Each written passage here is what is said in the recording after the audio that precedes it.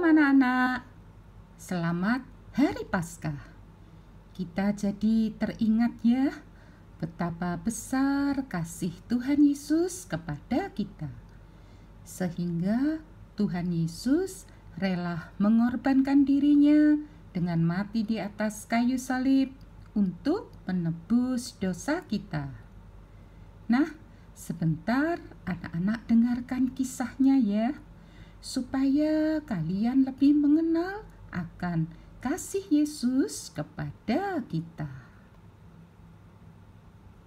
Ketika hari perayaan Paskah tiba, Tuhan Yesus mengajak murid-muridnya untuk makan perjamuan Paskah bersama. Waktu itu Tuhan Yesus mengangkat roti. Setelah dipecah-pecahkan dan dibagi-bagikan kepada murid-muridnya, berkatalah Tuhan Yesus, "Ambillah dan makanlah, inilah tubuhku yang dipecah-pecahkan bagimu." Kemudian Tuhan Yesus juga mengangkat cawan yang berisi air anggur dan berkata, "Minumlah, inilah darahku, darah perjanjian yang ditumpahkan bagi banyak orang untuk pengampunan dosa." Setelah selesai perjamuan Paskah, Tuhan Yesus bersama murid-muridnya ke Taman Getsemani. Kemudian Tuhan Yesus mengajak Petrus, Yakobus, dan Yohanes untuk berdoa bersama dengan Tuhan Yesus. Malam itu, waktu Tuhan Yesus berdoa, Tuhan Yesus sempat sangat gentar dan sedih hatinya. Tetapi Tuhan Yesus tetap berkata kepada Allah Bapa, "Janganlah apa yang aku kehendaki, melainkan apa yang Engkau kehendaki." Malam itu, ternyata ketiga muridnya yang diajak doa bersama dengan Tuhan Yesus, sampai 3 kali Tuhan Yesus mendapati mereka sedang tidur. Ya, mungkin mereka sudah terlalu lelah. Sampai-sampai Tuhan Yesus mengingatkan, "Berjaga-jagalah dan berdoalah, supaya kamu jangan jatuh ke dalam pencobaan. Karena roh memang penurut, tetapi daging lemah." Malam itu juga datanglah murid Yesus yang bernama Yudas Iskariot bersama dengan serombongan orang yang membawa pedang dan pentung. Yudas memberi tanda kepada orang-orang yang mau menangkap Tuhan Yesus dengan sebuah ciuman kepada Tuhan Yesus.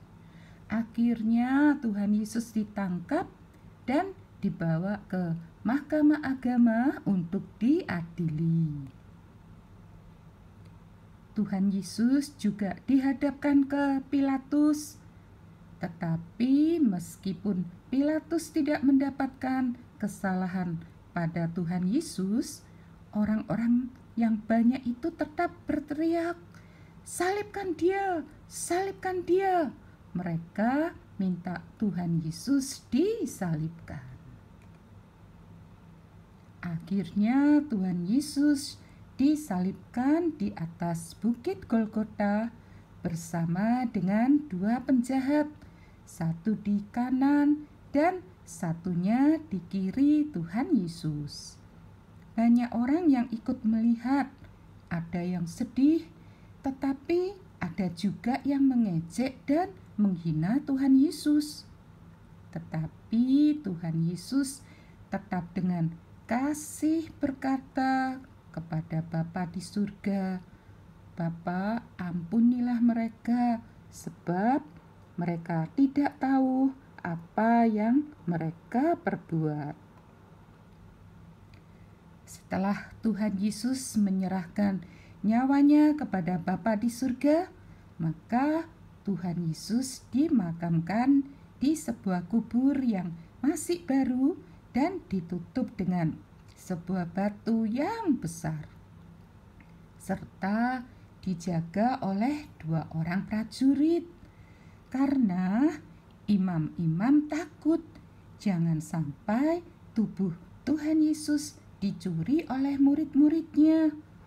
Yesus dan mengabarkan kalau Tuhan Yesus bangkit.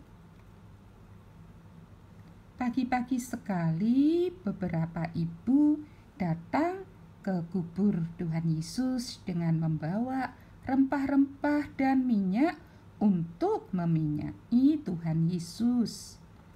Ibu-ibu ini sempat bingung siapa nanti yang akan membantu mereka untuk menggulingkan batu besar yang menutupi kuburnya.